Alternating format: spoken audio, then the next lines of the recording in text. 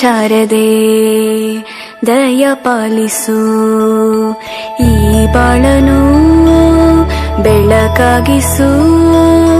ಹೇ ಶಾರದೆ ದಯ ಪಾಲಿಸು, ಈ ಬಾಳನು ಬೆಳಕಾಗಿಸು.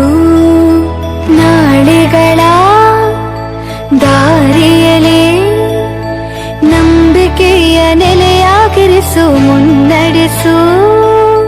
ಕೈ ಹಿಡಿದು ನಾವಾಡೋ ಪದ ಪದದಲ್ಲೂ ಸಂಚರಿಸು.